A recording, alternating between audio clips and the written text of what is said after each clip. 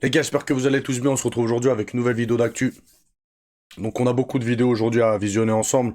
On va parler, les amis, de Cédric Doumbé qui est revenu sur le combat de Jack Paul contre Joshua. On va voir une tape qu'il y a eu entre l'ancien combattant UFC Arlovski contre des influenceurs à la suite du combat de Jack Paul contre Anthony Joshua. Je sais pas qu'est-ce qui s'est passé, mais on voit des petits jeunes, coupe champignons, hein, qui veulent frapper, cogner Arlovski, qui reste, pour ceux qui ne le savent pas, c'est un poids lourd en fait. D'accord, c'est un poids lourd, puncher et tout, machin, donc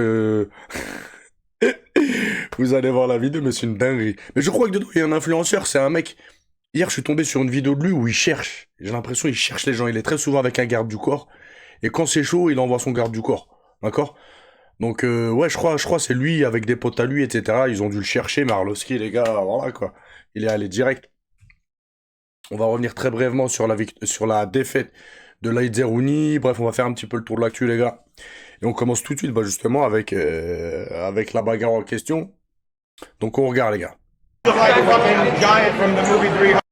What are you doing? No, chill. Chill.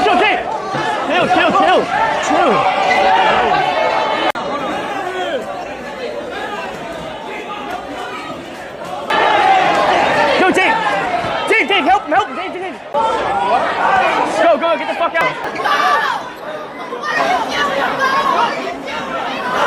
C'est lui, là, je crois. Avec son garde du corps.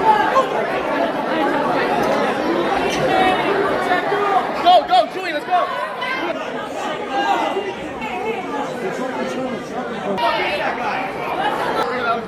Holy shit, cuz. Donc on voit, j'avais pas vu en fait, j'avais vu une autre vidéo que là sera partagée. On voit pas au début Arlovski se tape avec l'agent de sécurité. Enfin l'agent de sécurité, le garde du corps quoi. On voit au début, il chiffonne un petit peu très rapidement avec le garde du corps. On voit le garde du corps, il lâche très vite l'affaire les gars. On continue les gars avec un petit sparring entre Islam Makhachev et Ousmane Nurmagomedov. On regarde les gars.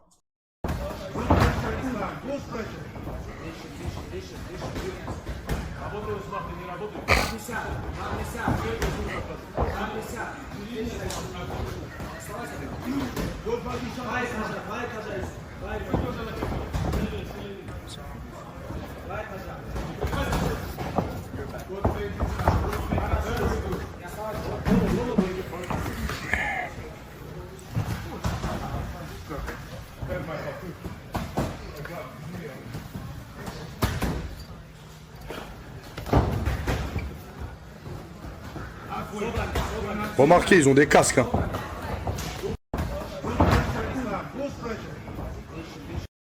Comme vous pouvez voir, ils ont des casques. Et aujourd'hui, on a des petits jeunes dans les salles, etc. Et même des entraîneurs qui disent, ouais, les casques, c'est pas bon, ça sert à rien, etc.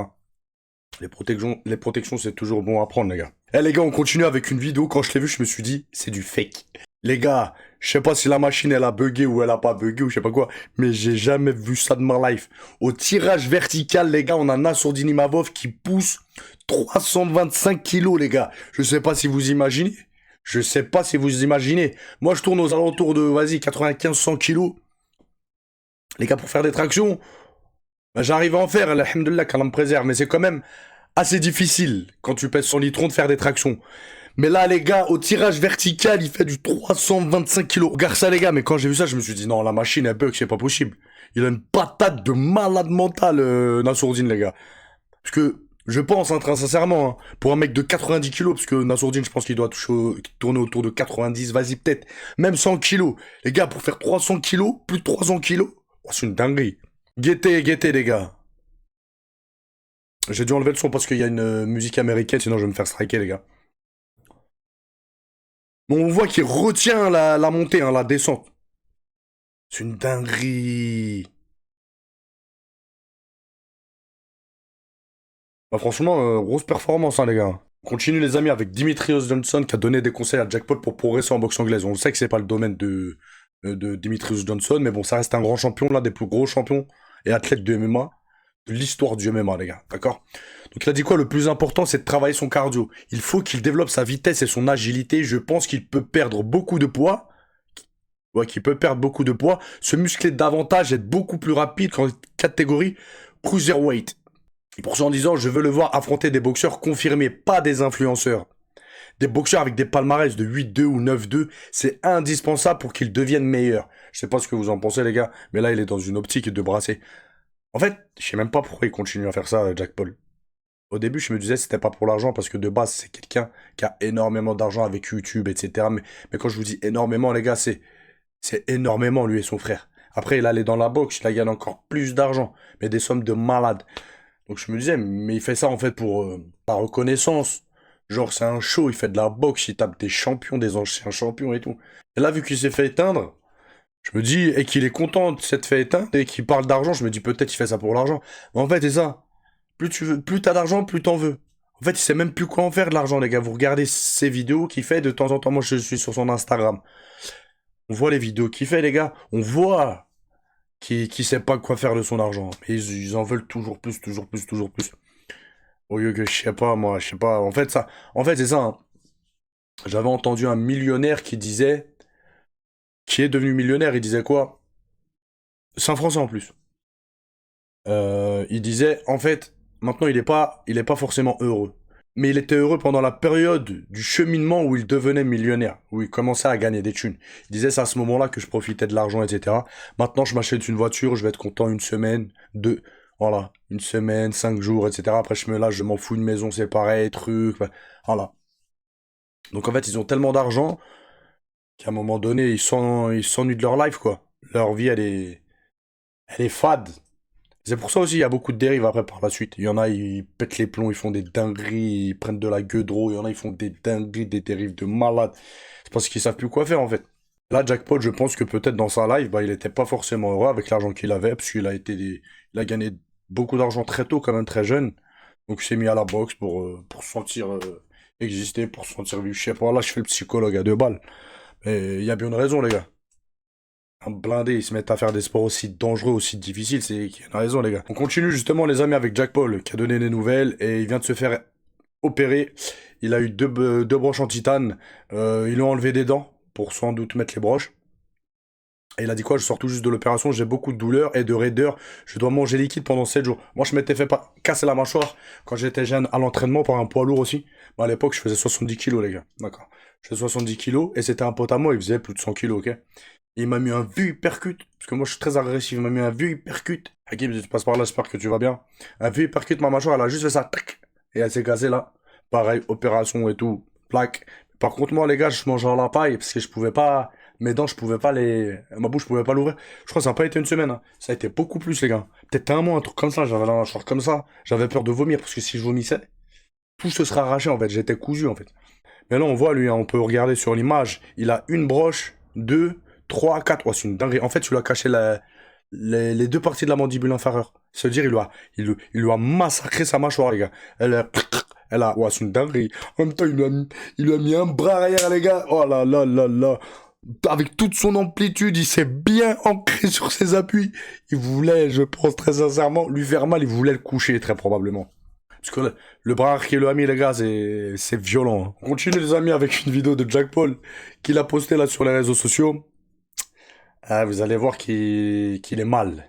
Il est très très mal. De toute façon, on va l'entendre, je crois, il pleure et tout. Mais là, il doit être un petit peu sous anesthésie encore. Donc peut-être il est un petit peu à côté de ses pompes. Je ne sais pas, je dis ça, voilà, j'en ai pas la certitude. Bref, on regarde la vidéo, les gars. 3 in the morning. I can't sleep. My jaw's busted. They wired it up a couple hours ago, and it hurts every time I move my mouth. I lost tonight. I gave everything, and I still lost. Feels like I let everyone down. I'm not unbreakable. 3 in the morning. I can't sleep. My jaw. Après, là, regardez, comme vous pouvez voir sur le tweet, il y a un mec qui lui a dit, tu laisserais quelqu'un te casser la mâchoire pour 92 millions d'euros, de dollars? Et il a répondu tout simplement oui. Je crois, les gars, qu'on est tous dans le même cas, hein. Eh, frère, mettez-moi Francis Ngannou et Joshua en même temps dans un ring. En même temps, les deux contre moi. Pour 92 millions d'euros, vas-y, hein. Après, faut que l'arbitre il soit chaud, les gars. Faut qu'il y ait 2 arbitres, 3 arbitres. D'accord? Comme ça, si... Voilà. Voilà. Si je m'en mange une, faut que je m'en mange une, pas deux. T'as capté? Mais oui, pour 92 millions d'euros, les frères, je pense qu'on monte tous dans un ring. Les gars, vous êtes pas réalistes si vous dites non. 92 millions d'euros, je sais pas si vous imaginez, les gars. Même 200 000 euros. 92 millions d'euros, c'est une dinguerie. Forcément, il va dire oui pour 92 millions d'euros. Je monte dans un ring, je suis prêt à me faire péter la mâchoire. On continue, les gars, avec Laïd Zerouni, le français. franco-algérien qui s'est incliné par soumission au 5e round face à Polak. En 25-4, il était et passe à côté de la ceinture des 84 kilos. Donc on a vu, moi j'ai pas regardé les 2 premiers rounds, j'ai regardé le 3e, 4e, 5e je crois, ou 4e, 5e. En fait, les premiers rounds, je les ai pas regardés, mais j'ai écouté quelqu'un qui les commentait.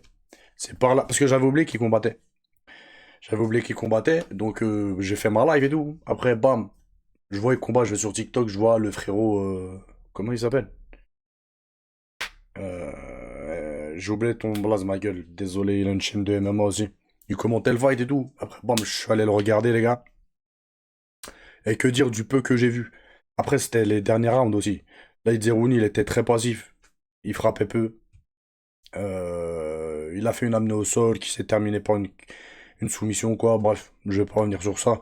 Mais il a perdu. Il a expliqué qu'il était pas dans son fight. Il y en a beaucoup aussi. Moi, j'ai pas regardé les premiers rounds, donc je pourrais pas me prononcer, mais j'ai vu sur Twitter certaines pages de MMA qui disaient que niveau cardio, c'était chaud. Il a manqué de cardio, etc. Après, les gars, bon, faut pas non plus être méchant avec lui. Lui jeter la pierre et s'acharner, etc. Tous les athlètes, hein, tous les combattants au monde, ils peuvent faire des contre-performances. Ils peuvent être fatigués, être un petit peu malades, avoir un souci familial qui les pèse psychologiquement, etc., etc. Et faire une contre-performance. Ou perdre tout simplement, parce que ce soir-là, le mec, il était plus fort. Voilà. Mais ça enlève pas tout le parcours qu'il a fait. Ça enlève pas aussi les qualités qu'il a, etc. Après, peut-être qu'il devra travailler un petit peu plus à lutter son sol. Oui, mais voilà, faut pas s'acharner. Voilà. Surtout que Light Zerouni, les gars, ça reste quand même un bon combattant, hein. Il a un bon punch, etc. Oui, il faut qu'il travaille son sol. Qu'il a avec Patrick Abirora, là, qu'ils aillent faire un tour au Daghestan, les gars, pendant 6 mois, hein. Ils bossent leur lutte de malade et ils reviennent, les gars. Voilà. Justement, les gars, après le fight, il y a Laïc qui a laissé un message sur Instagram. On l'écoute. Les amis, salam alaikum, merci à tous pour la force. Vous inquiétez pas, tout va bien. C'est comme ça. Aujourd'hui, j'ai perdu. J'étais pas moi-même. Je vais pas me donner d'excuses, mais aujourd'hui, j'étais pas le bulldozer de d'habitude. Aujourd'hui, j'étais pas moi-même. Malheureusement, il a gagné, mais vous savez très bien que je reviendrai, Inch'Allah. En tout cas, merci à tous pour la force. Merci les amis, et hamdoulilah toujours. Merci les frères. Et on termine, les gars, avec Cédric Doumbé qui a pris la parole concernant le fight de Jack Paul et Anthony Joshua. On l'écoute. En fait, il y a des gens qui me disent « Oui, non, attends, mais c'était un vrai combat, il a mis des vrais coups. » Mais vous n'avez pas compris, en fait, vous êtes débiles. Le combat, il est truqué. Pourquoi il est truqué? Parce que tu le vois dès le début qu'il n'a pas envie de l'éteindre, Joshua. Alors, on pourrait... On pourrait me dire « Oui, mais non, mais il voulait jouer avec lui. » C'est possible aussi. C'est possible qu'au début, ils se disent « Bon, vas-y, je l'éteins en 2-2, mais vas-y, je vais jouer un peu avec lui, premier, deuxième, troisième round. » Mais non. Tu le vois au 3e, 4e round, 5e round, tu vois en fait, il met pas des vrais coups. En plus, il met tout le temps le même truc, le même coup, crochet du droit, comme ça il l'esquive et tout. Après, quand le combat il commence à arriver vers la fin, là il se dit bon vas-y, comme on avait prévu, je vais t'éteindre. L'autre il commence à faire son cinéma, à accrocher, à tomber alors qu'il n'y a rien. L'arbitre commence à compter et tout, etc. C'était prévu tout ça. Et puis à la fin, il y a quelques droites qui passaient. Mais bien sûr, frère, ça reste un combattant, ça reste 2 combattants, mais des vraies patates, bon, des fois ça passe. Mais c'est pas des patates pour éteindre. Parce que tu as vu, si vraiment Joshua il veut l'éteindre, mais il lui fait une marche avant, dès qu'il veut passer à droite, boum, il le bloque, il envoie des coups. Mais même moi, si je veux l'éteindre, je lui fais une marche avant, je le bloque. Alors imagine combien de fois Joshua, frère, on parle de quelqu'un qui a éteint Francis. Toi, tu me dis, je sais pas quoi, frère. L'autre, il aurait mis juste un gauche-droite, il l'aurait contré en 2 secondes. Mais il l'a laissé parce que c'était le contrat, comme ça, on fait durer un peu. Et puis je t'éteins au 6e, au 7e. C'était prévu. Après, au bout d'un moment, à la fin, il s'est régalé. Il lui a mis une vraie patate. Il lui a mis une vraie droite. En mode, vas-y, c'est là que ça s'arrête. Mais c'était prévu, ça. Maintenant, est-ce que c'était prévu qu'il lui casse un os de la mâchoire?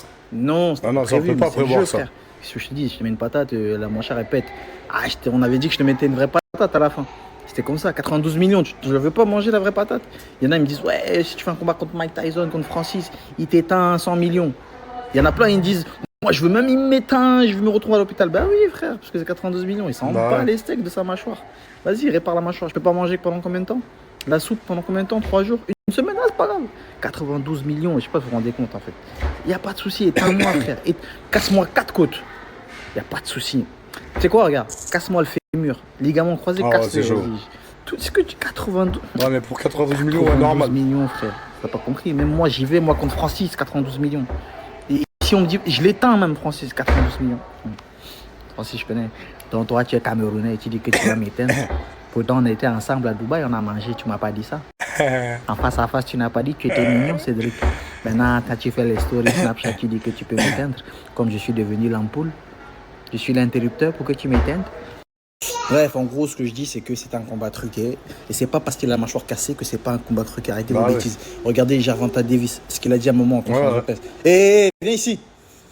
En conférence de presse, il disait, à un moment, il a dit, ouais, en gros, arrêtez de partir en cacahuète, arrêtez de faire les fous. T'as vu, s'il fait un truc bizarre qui n'est pas prévu, vous allez voir ce que je vais vous faire. Toi, ce que je vais te faire et lui, ce que je vais lui faire. En gros, il disait, arrêtez de vous emballer. T'as vu, là, on fait du trash talk, mais tranquille. T'as vu, arrêtez de faire les fous, prenez pas la confiance. T'as vu, prenez pas la confiance parce que je vais vraiment m'énerver pendant le combat et je vais vous éteindre.